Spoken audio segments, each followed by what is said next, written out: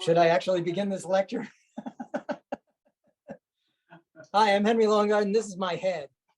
I am sticking it in front of this Zoom screen just so that everybody can see my face.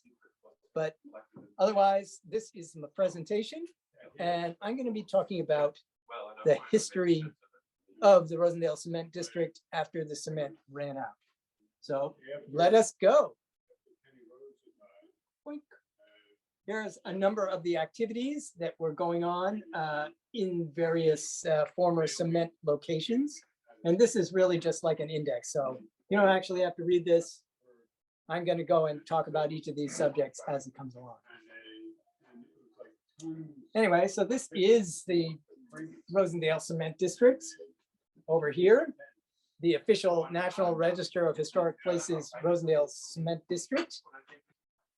It's a good example. It has examples of basically everything that went on, even though it only has like 2 or 3 mines in it, but it's it's a good representation, and it became a part of the National Register of Historic Places 30 years ago, last June.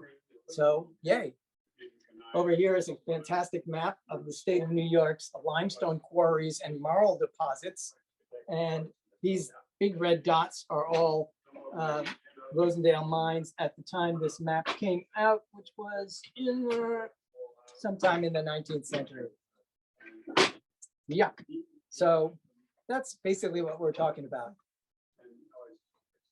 Now, what am I talking about, the collapse of the cement industry? Well, let's take a look. This is a little chart showing how many barrels of cement were put out by the Rosendale cement industry. And you probably can't read this number. This says 10 million. So it actually went up. This is starting from zero. Like a lot of charts don't start from zero in order to make them more dramatic. But this one does start from zero. So you can see this has actually gone up like 30%, even though there was a nice depression here in 1893. They recovered and they were doing fine. 10 million barrels. That's a lot of cement at 300 pounds a barrel, right? But, oh, what happened around 1900? It suddenly dropped 60% in 7 years. What's going on here? Ta-da! Well, here's the real chart. Probably a little hard to see, but this is the line for Portland cement. It's suddenly, Portland cement had been invented before and was available. It was usually imported from England, where it was invented. And so that means that they really couldn't use a lot of it. But what happened was, here's what happened. The probable cause is the rotary Portland cement kiln was patented, and that made it possible for us to do this domestically. And clearly, as you can see from this chart, the demand for cement usage in the 19th century and the early 20th century was skyrocketing. And this graph only goes up to 1907. You can see already that it's a good 6 times as much as the natural cement industry ever was. And if you could read this chart, it would show you the pitiful decline of the Rosendale cement industry. While this went up by 1923, they were, doing 137 million barrels, as opposed to the 10 million that were at the peak of the Rosendale cement. So yeah, they completely crushed them economically because it was cheaper to make, easier to make. And once they had these things going, yeah, it just wiped them out.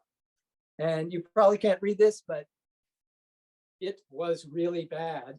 None of the cement works above Rosendale are now in operation. The High Falls mills have been standing idle for some time. Andrew Snyder Mill at Lawrenceville has not been running since last fall. And the works of the Lawrenceville, which Mr. Spalding was formerly superintendent, are also idle. And that was in 1902. Now, some of that sort of came back in 1903, but basically they were already in the rocks and it only went down from there. So what happened? This fellow, Sam Kirkendall, who is like the robber baron of Ulster County, he owned everything at one point. We'll just make it simple and say that he owned everything. Samuel Kirkendall put together, he consolidated, he combined basically, he bought up all the Rosendale cement companies except for Snyder's because they were being obstreperous. And there was one other company that he also didn't buy. But basically, in order to squeeze whatever profits were going to be possible out of the cement industry, he bought them up and made the Consolidated Cement Company. And since he also ran the canal, he kept the canal running, even though it was shut down for most of its length. He kept it running from basically High Falls, right, down to the Rondell. Between High Falls and Rosendale Yeah. to Rondell until 1917. Until 1917, when it was even he couldn't do it. And here's a picture that's in our museum of the Rosendale Consolidated map, and it looks vast, and in fact it is. The Widow Jane mine is like over here. The Van Tassels and the Lawrenceville mines are over here. The Butler's Creek up here is Binnewater Lake, which is where the F.O. Nortons were. Here's this complex over here in Whiteport. There were a few more scattered along the Rondout. So it was really a really huge operation. And in fact, there were more over here in High Falls and up here in East Kingston. But nevertheless, you can't read this newspaper article, but there they are, filing it off, selling it off after they went bankrupt in 1919. And this is a really fascinating little article that also has like what the borders are. It's sort of like go from this tree stump over to the corner of where that factory used to be. So people really had to know their local geology, local geometry of the geology in the area to know exactly what was being sold.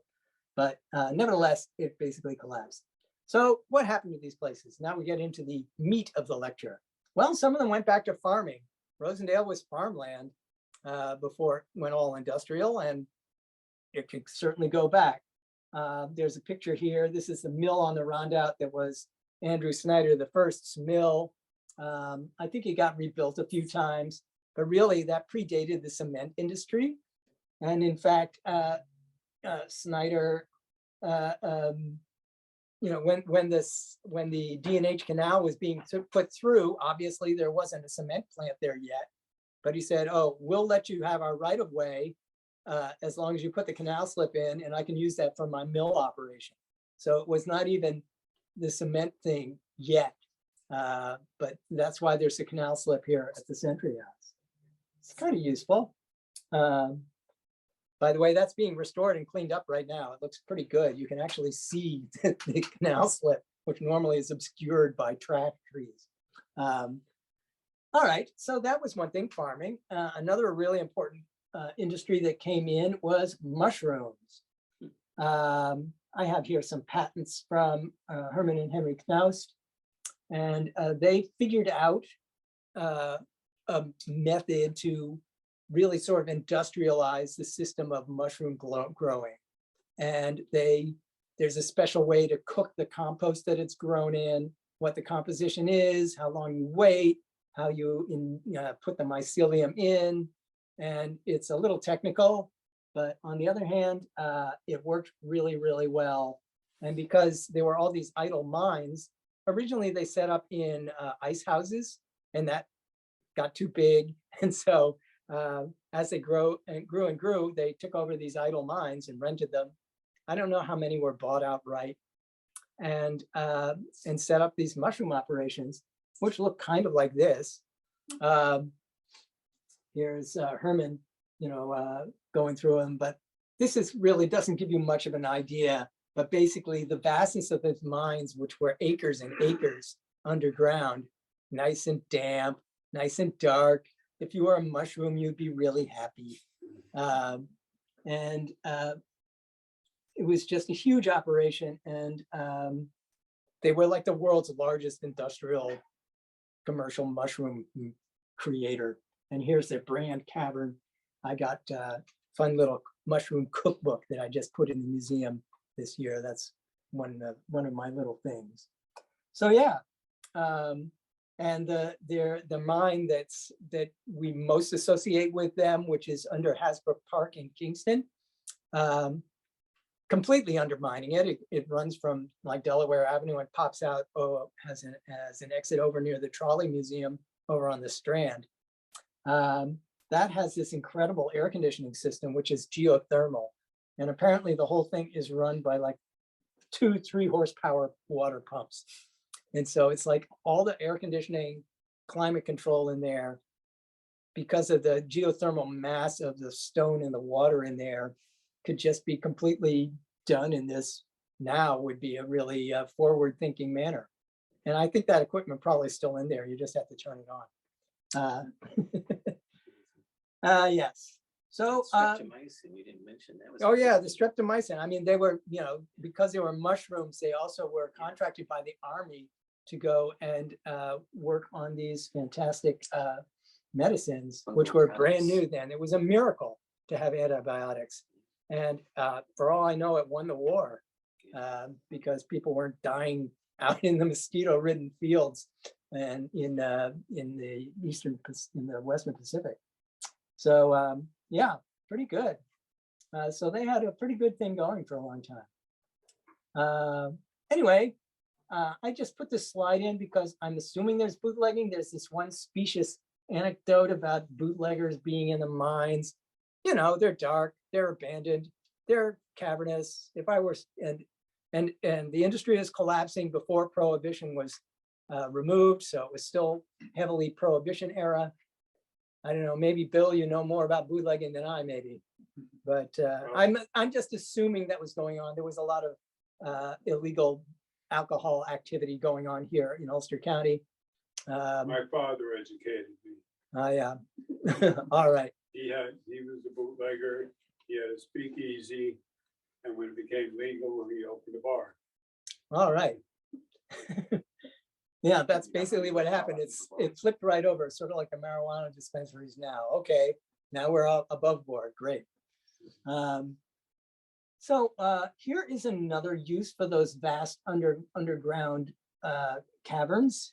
It turns out Herman Knaus wanted to sponsor relocation of some Jewish immigrants during the Holocaust, which is very admirable. They were not a Jewish family, but they did it anyway. And they would come over and they would have lost everything. They lost all their papers, they lost everything. And he said, you know, maybe there should be a way to preserve this stuff.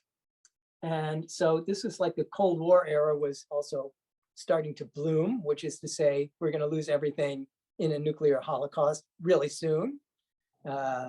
So he set up the former mushroom situation and got himself this bank vault door for $1, right? Yeah, and shipped it in. It's very impressive looking. It's probably not necessary to have such a huge bank vault, but what the hell? It probably worked. So they were used for this document and asset storage. So Iron Mountain. So Iron Mountain originally was an iron mountain. It's the iron mine over in Linlithgow in Germantown on the other side of the river. So it actually was an iron mountain, the first one.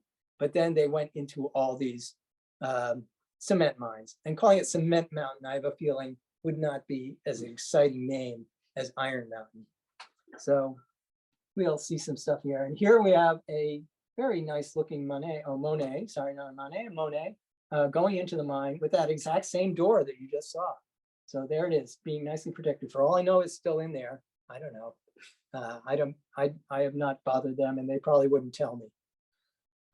But also, again, it's like fallout sheltery situation. There's a document that's sitting in the museum which says, yes, it is certified to be, you know, at the highest level of protection from nuclear disaster.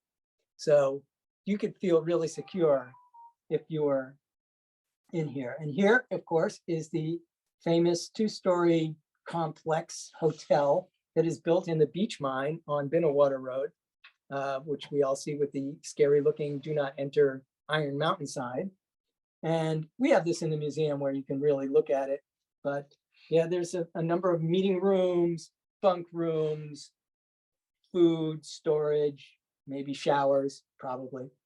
And up here, a place for your black helicopter to land so you can scoot in there as quickly as possible. Yeah, they had a 99-year lease. But unfortunately, we don't have that lease anymore. They actually bought the place in 1975, I think. So Where is that? on Binnewater Road, if you go up where the parking lot is, where the kilns are, that's the leftover from the old beach mining cement operation that was there, and actually the Snyder operation. when they were making Portland cement, but we'll get to that. But so it's just north of that, just right up the road there. And here's some pictures of the inside. It's you know, pretty bland looking, but they have little streets. It's a little hard to tell. You sort of have to go in the museum to really see this. And over here we have A.J. Snyder II with the basket phaeton actually in front of it, because he was renting this out to them at the time. So he actually owned the beach mine, so that he could ride his horses in there. I don't think so. But you know, it's a really great, you know, showing the 19th century and the 20th century super modern atomic storage. Maybe he had places down there to keep his horses as well. Why not? I'm sure he would have liked to save them and the dogs. And this is a more contemporary picture. This is maybe, there was an article in the New Yorker where someone was allowed in to take some pictures. And I just wanted to have a color picture of it to prove that it's probably still there in working condition with the lights on. I hope they swapped them out for LEDs, save a little electricity. So yeah, they have names for the streets like Wall Street to make you feel like you're important. All right. But anyway, so we get back to the Rosendale cement industry. Yes, it's only mostly dead. You know, some of the reuse actually involve cement. And what are we talking about? Well, first, A.J. Snyder, who had bought all this stuff and, you know, was sitting through the Depression and all this economic stress, realized, he and his chemists came up with the idea of mixing together Rosendale Natural Cement with Portland cement. If you can't beat them, join them. And it turns out that that is an excellent combination. They poured a test mile, I think, of cement for the New York State Thruway, or actually this was not on the Thruway. It's over at the corner. I think they called it Irish Corners. It's over in Gardner. And they checked it out after a year, and it's like the every other combination you've seen in the commercials. This one was perfect. This one was disgusting. So yes, the New York State Thruway went with this operation, and so the Century Cement Company was back in business, providing. At this point, they were like the only operation where you could get natural cement. So yeah, they sort of had a lock on this. So yeah, they went in and they built it. They built and fixed up the. I don't have a picture of it, unfortunately. The factory, and had it running again, which was exciting. And this is a great little brochure, which I have online in the website and also in the museum. And it's showing why you should be using this blended cement. And there are these massive dams, water projects. These are bridges over the New York State Thruway and various other bridges and famous things, which are really good. The Rhinecliff Bridge also has this blended cement in it. And Eisenhower Locks up in, the St. Lawrence Seaway. There are a bunch of dams and things like that. I've sort of flown over them using Google Earth. It's very exciting.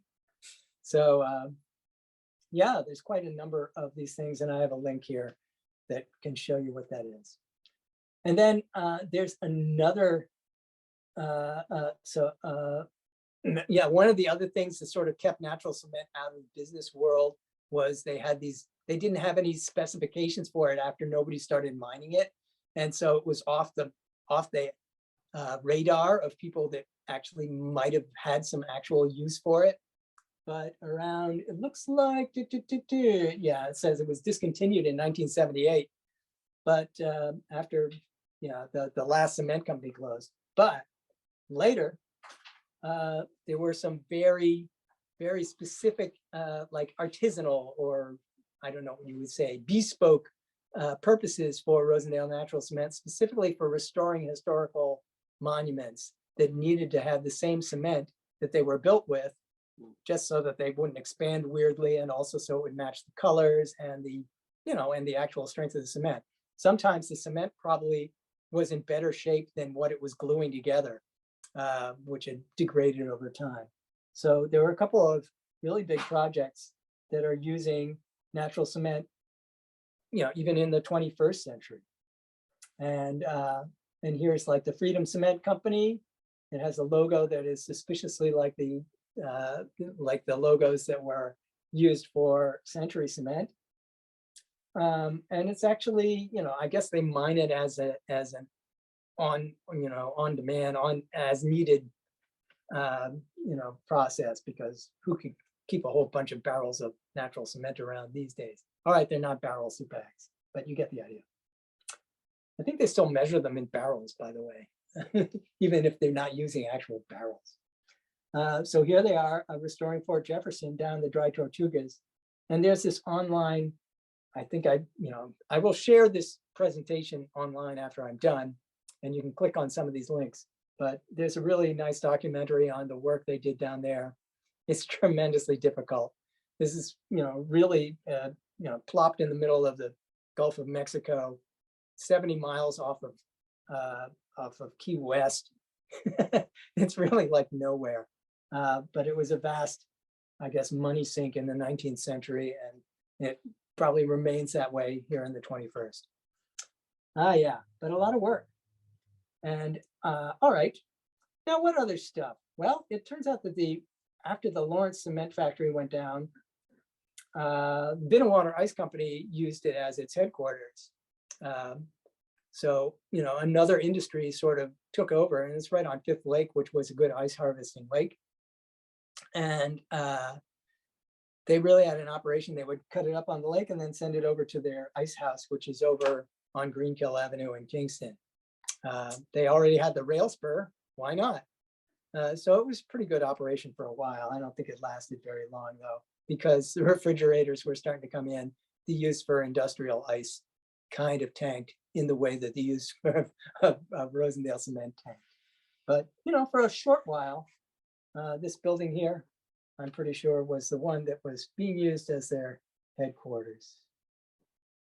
And now here's another shot of it. It looks a little dreary now that the factory is closed. So here's the Lawrence Cement Company before, and here it is after. Yes, it's the Williams Lake Resort, well known to Brian Cafferty. And here it is, nice resort. They had a really high diving board. I don't know if I would even climb that ladder. And they also were instrumental in getting, various other sports happening around in the Rosendale area, mostly skiing, but also just hiking and getting their trails together and, other healthy activities. And here is Brian leading a tour of the remains of this, which is going to be restored, working on stuff next year. More of this will be built. So it's coming back in a way. Probably not going to be the kind of resort that Williams Lake used to be, but is nevertheless, a combination. And the building that we saw before is going to be turned into an interpretive center. So it'll be like a little mini version of the Rosendale Cement Museum that we have here.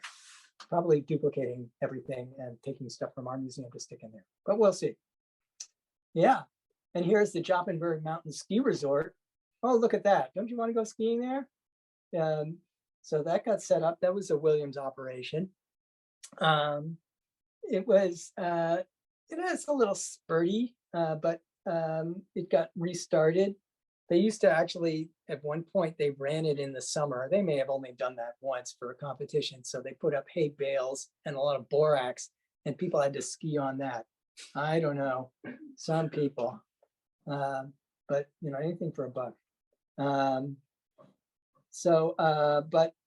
by the mid-70s, that had died out. There were probably better places to do your ski jumping, and but when it started though in the late 30s and 40s, skiing was not a big deal here in the U.S. And so it was a little forward thinking to have skiing as a sport, especially ski jumping, where I don't know, the reports that I see kept saying, oh, there were a few injuries there, no problem. Yeah, I don't know. The ski equipment back then was really not what it is today in terms of safety and just efficiency. But yeah, so Any indication what Was that the ski jump in the 30s or the one in the 70s? This, Can't see. I'm looking at the clothes. I don't know where I took this picture from. It looks kind of 30s-ish, but you know, people like to dress retro. Plus it's black and white. I don't know. It's a picture that apparently is in our collection. So if there's a date on the back, we will be able to answer your question now. Ah, yes. And here's another thing that happened to old resorts, or I should say old mining sites. They had on-site housing and they had various other external buildings. And this particular one, which was called Greenkill Park in Eddyville, was turned first into a resort setup where you could rent cottages for the summer. And they had fixed it up and put a main building in there. And then after some time, Father Divine, who is well, he considered himself God. He's a whole other story. He's worth a whole other lecture. And he actually, from my minimal amount of research, was an incredible real estate guy. He owned so many things, lots of real estate all over the place, in Harlem, all around upstate. And he also got his followers to buy stuff for him. And I think that's what actually happened here. Technically, he never owned any of his real estate. Yeah, I mean, you know, All it of was like, owned by he was, his his parents. right. In His, fact, he lost some because of that. yeah, I mean, you know, it came and it went. He was a fascinating character. He is a Yeah. really fascinating And that character. church is still Prison, standing. right? the Peace Yeah, Mission that's Church true. in Philadelphia. Didn't he end up in prison? He Well, was briefly in prison. But and then he the got judge taken out. died, and it's a great story. And Father Divine basically sort of made it sound like he had something to do with it. Yes, right. The guy said, yeah, you know, those sinners, they get their thing. But he was, you know, it was a kind of a peace movement. It was kind of a spiritual movement. It's, anyway, so that's more repurposing of idle cement property. Becomes heaven. That's pretty good.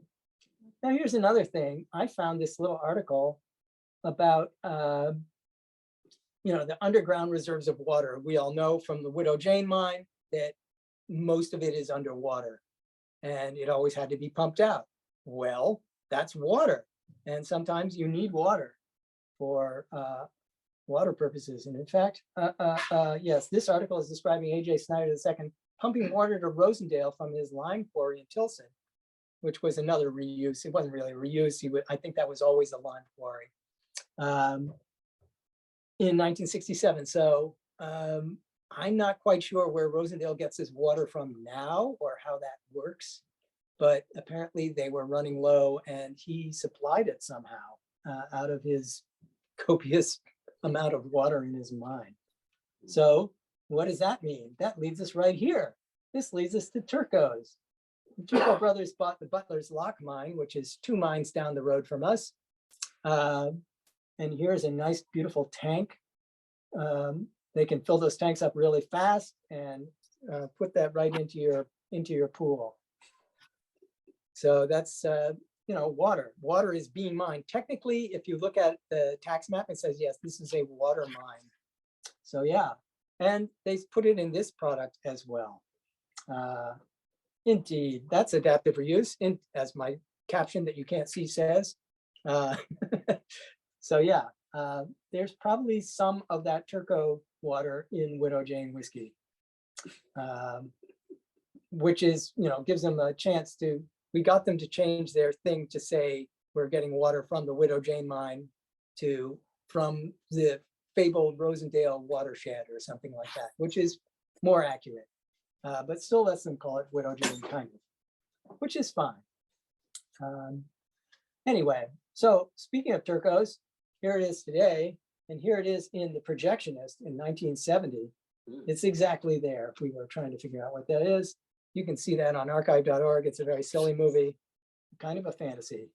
And you can't really see it, but here he is in a superhero costume, wandering around the mine, and they've got dragons, they've got evil villains in the mine and stuff like that, and in other places. But yeah, being used as movie locations and as short movie locations. And here is Natalia Dyer from Stranger Things, wandering around and being mysterious in the mine. So there's sort of like short films, Some of them are like student films. They come in. This was a pretty interesting one that I babysat. It was pretty good. As they put that together. And then there are photo shoots. I just wanted to put this photo shoot in, probably a little hard to see, but it's a stunning picture. You'd swear it was a painting. And it's Rebecca Longendijk, who actually is a local, is the model. So yeah, very nice. Incredible picture that I just said. I just wanted to put that in because it looks so great. And what are the mines mining today? They are mining music, specifically the Winterton mine. And one of the largest events that ever happened in there was a thing called Mob of Angels. Lane Redman, the late Lane Redman, put together this fantastic book, which you should all get, called When Drummers Were Women. And it goes through a great history of cross-cultural women drumming. And so she would have these events in the mine, and this is like the event that is like basically setting the limit on how many people can go in the mine at 750. So they were probably squeezed in there, you know, as Kurt Vonnegut would say, like the little pips on the raspberries, you know. They were probably really squished in there and probably bringing their frame drums and making a lot of noise. So that was a really, really popular event that probably was really hard to put on. But people showed up and they came from far away, probably because they read that book. So that was a good start. And it's also used for recording music in. Here we have Steve Gorham, Tony Levin, and Jerry Murata. They made a movie out of it, recording a thing called From the Caves of the Iron Mountain. All right, they're mines, and no, it's not Iron Mountain, but hey, you know, it's the music doesn't care. We've had a couple of things. Here's Pauline Oliveris as the witness that actually was performed last year, and apparently Claire Chase and Senham sneak in all the time in the morning to go and play. I haven't seen them, but that's what she told me. So I said, you know, make this more official. And what is the real best reuse of this situation is, of course, us, the Century House Historical Society, which has a mission of presenting lectures like this and telling people the history of Rosendale Cement and the Rosendale area and the Snyder family and the crazy collection of carriages and, you know, pictures of Dart, Dare, and Dash, the dogs, and a chance to walk around. So yeah, it's being reused. As I say, the society was formed in 1992, but you know, things had been going on here before. When A.J. Snyder died in 1974, he left this property to the Huguenot Society in New Paltz. And it was completely not something that they cared about. What do they care about cement and stuff? I think he was friends with them and saw the word history in their name and decided that's where it should go. But so they put it up for sale and quickly, you know, Gail and Dietrich got money together and bought it and then created the society and donated it to that. So that's how this sort of worked. And we've been here ever since. And here's nice official, you know, organizational charters being granted and National Register of Historic Places, as I mentioned, that a whole lot of work was done to get the history together to prove how historical it was. And that is, of course, online. You can read that application, which is really one of the best histories of this region that you can find. It's succinct. It has photos that I'm going to try and find the originals of, so they'll be in color and things like that.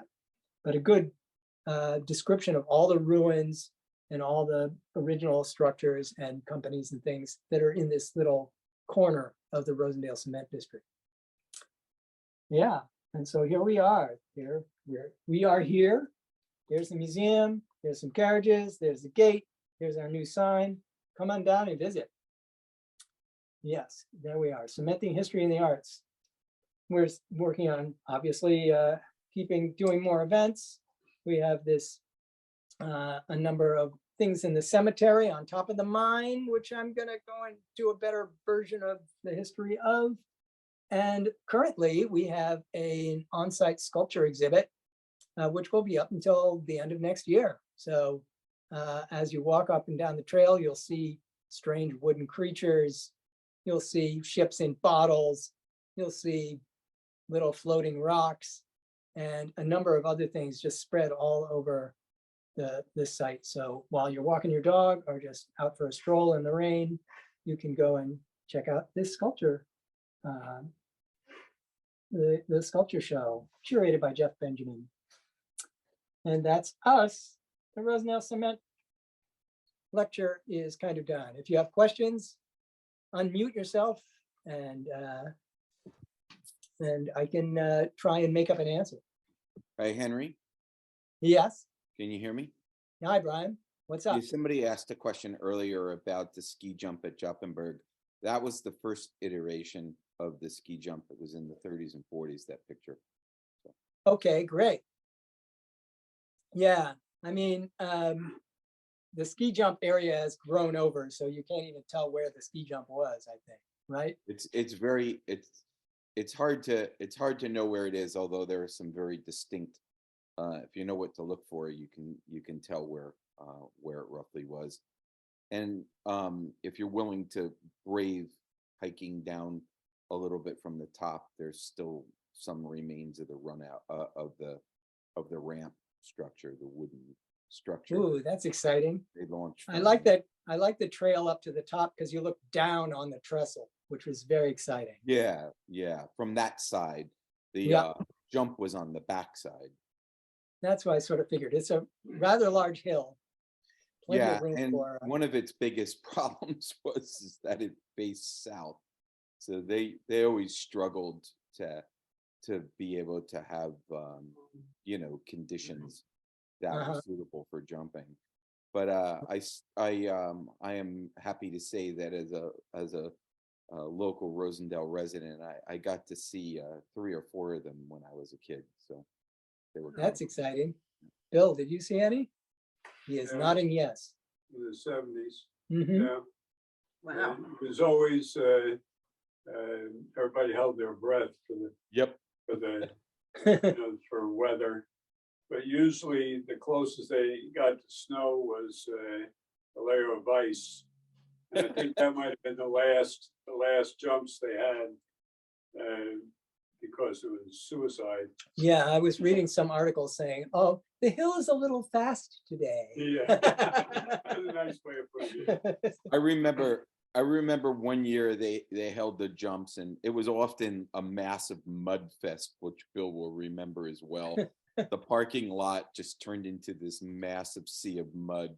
It was very easy to lose your boots as a kid. I remember one time wandering around in my stocking feet because both of my boots had come off. They were stuck in the mud. And but I remember one year they had put the jump on, and the conditions were not the greatest, and then literally like 2-3 days after the ski jump there was like a dump of like 20 inches of snow.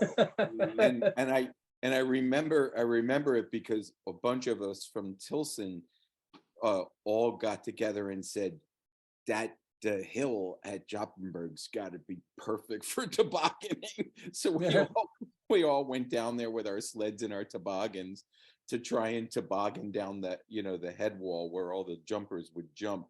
And we had no idea what we were doing because it was just so steep. It was really impossible. It was a futile effort at, not to mention that trying to climb up there in 20 inches of snow was not a lot. It was just exhausting. So. Well, I'm glad you survived, Brian. One hell of a ride. It sounds like stupid kid thing that Yes. does not end well. No. And while we have Kurt online, I didn't have the slide up to say another of the purposes that we used for this region was as an educational resource for geologists around the world to go and look at the crazy rocks that are here. Can you drop in on that? Yeah, absolutely. Pretty much as soon as the mining industry started uncovering rocks in the neighborhood of Rosendale, it started attracting geologists. Some of the earliest professional geologists in North America visited the Rosendale area and drew up reports and drawings that were included in some of the earliest state surveys, New York state surveys of the geology.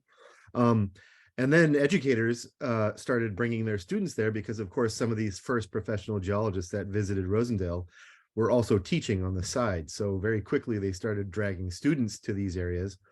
And around the late 1800s, transitioning into the early 1900s, geology programs in North America started developing classes that would synthesize the things that students were learning in the classroom and on field trips during their education as sort of a capstone experience before they graduated and went on to work.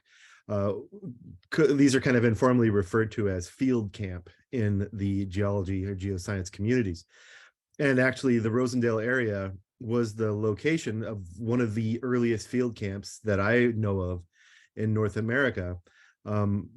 Specifically, a professor named Van Engen from Princeton University used to bring his students up the Wallkill Valley Railroad to Rosendale, and they used to stay in Mrs. Shinnon's boarding house, which is down at the west end of Main Street in Rosendale still today. And they would visit the areas that were exposed by mining and deforested. So fantastic geology and completely exposed and easy for students to access. And that tradition has continued. It's pretty easy to say that the vast majority of geologists that were trained in New England have visited the Rosendale area over the last 100 years as part of that education. So yeah, it's well known in the geoscience community. Oh, that's excellent. Does anyone else have something to contribute? Well, all right. Well, thanks for coming by. We'll be obviously operating next year. The museum will be open and the events will be on. And I hope everybody has a good end of the year experience. Thank you so much for coming. Thanks, Henry. This was Bye. wonderful. It's fascinating. Great. And I'm glad you people could show up and contribute, which is also good.